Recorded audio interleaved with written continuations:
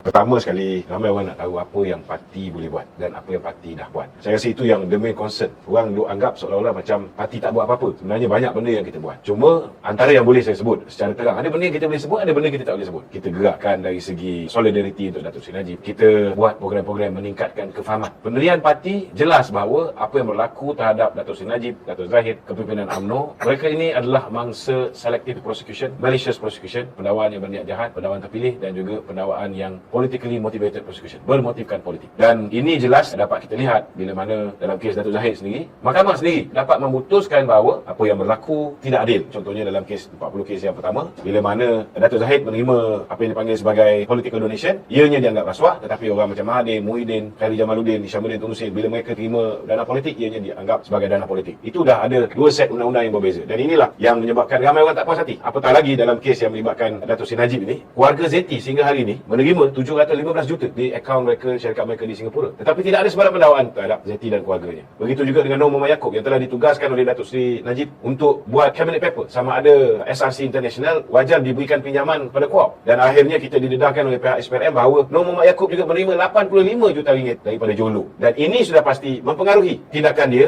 untuk mencadangkan supaya KOAP memberikan pinjaman kepada SRC International. Datuk Najib terima 42 tanpa dia sedari, dan itu pun ada banyak kemuskilan dan sebagainya. Bila bukti-bukti baru yang ditemui oleh pihak peguam mendapati bahawa kalau tengok kertas pendakwaan, Datuk Seri Najib terima daripada SRC International, tetapi hakikat dan realitinya duit itu diterima daripada duit yang dipinjam daripada Maybank yang mana Hakim Nazlan sendiri tahu. Dan kemudian duit ini Putra Perdana Development pinjam 140 juta. Duit ini yang masuk dari akaun Datuk Najib, dan daripada akaun Datuk Najib masuk ke dalam akaun SRC International. Dia terbalik. Kalau nak ikutkan dari segi charges itu pun dah rosak lah. Dan kita sendiri melihat bagaimana dalam proses Taiwan, peluang Datuk Seri Najib nak mendapatkan Queen Council dinafikan, peluang Datuk Seri Najib untuk peguam baru dia membaca, meneliti dokumen-dokumen yang Tan Sri Tommy Thomas dalam buku Justice in Wilderness sendiri mengatakan dia terpaksa ambil orang luar bawa masuk mengendalikan kes ini kerana lebih 30,000 muka surat. Tapi dia tahu pula benda tu banyak dan perlukan masa, tapi bila peguam Datuk Seri Najib minta masa, tidak diberikan. Jadi sudah pastilah ahli-ahli UMNO tidak berpuas hati dengan apa yang diperlakukan ke atas mantan Perdana Menteri. Dan inilah antara kerja-kerja yang kita buat di pihak parti. Kita memberikan kesedaran kepada rakyat bahawa Datuk Seri Najib tidak mendapat pengadilan dengan seadil-adilnya. Tetapi ada juga benda-benda lain yang kita cuba buat, yang kita tak boleh beritahu dengan orang. Yang ini saya pun susah nak cakap kan. Tetapi cuba kita tengok dari segi political will. Saya berani cakap bahawa kalaulah Datuk Seri Najib nak diberikan keadilan, nak diberikan proses justice yang benar-benar dapat dikecapi, kerajaan di bawah pentadbiran Datuk Seri Anwar Ibrahim dan juga Datuk Seri Zahid yang akan berikan. Mustahil kita akan dapat keadilan daripada Perikatan Nasional ataupun daripada orang yang bersekongkol dengan Mahathir. No way. Bukti dia simple saja. Kita tengok. The main culprit dalam isu penyelewengan dana 1MDB ni Jolo. Kerajaan Mahathir ambil alih 2018, dia kata dia akan bawa balik Jolo tu. Mana pergi Jolo? 2018 dia kata hujung tahun, IGP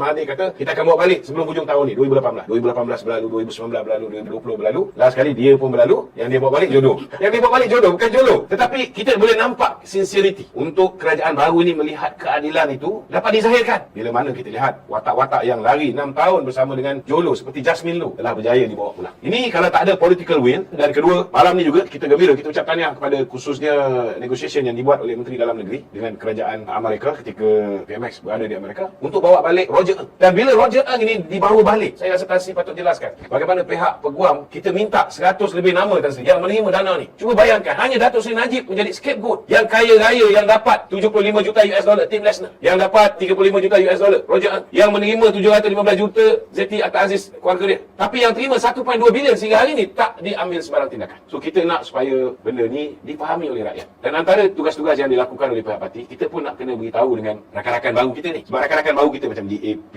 PKR, begitu juga dengan Amanah. Mereka dulu percaya bahawa Datuk Seri Najib ni perompak penyamun. Kita kena ingat. Tapi kalau kita tanya dengan dia, kamu percaya tak Datuk Seri Anwar ni dianiaya oleh Tun Dr. Mahathir? Percaya. Mereka percaya Tan Sri. Meaning, dia tahu bahawa Tun Dr. Mahathir is capable dalam menghancurkan hidup seseorang itu, merosakkan badan kehakiman, merosakkan jabatan peguam negara untuk memastikan dia boleh frame siapa saja yang dia suka. So kalau dia boleh buat penganiayaan terhadap Datuk Seri Anwar, itu yang saya ulang berulang kali. Kenapa sukar sangat rakyat nak percaya bahawa Datuk Seri Najib juga boleh dianiaya. So ini antara benda-benda yang parti buat selain daripada usaha-usaha yang tak dapat kita ceritakan secara terang kepada rakyat. Cuma rakyat kena fahamlah. Kalau dulu kita tunggu, tak balik-balik Jolo. Hari ini orang yang bersekongkol dengan Jolo satu persatu sudah pun dibawa ke muka pengadilan. Dan jangan lupa, semalam saya baru sebut 2 teori sudah tentang peguam kepada Tan Sri Muhyiddin Yassin, kita tengok. Belum sempat saya bawa lipat polis, SPRM dah pergi Kelantan. Pejabat Peruslidahalan dan soal lagi puas. Sudah nampak kaitan-kaitan bagaimana proses rundingan untuk bawa balik duit 1MDB ni pun ada sedikit, bukan sedikit, banyak juga benda-benda yang mencurigakan. Dan ini insya-Allah saya yakin jika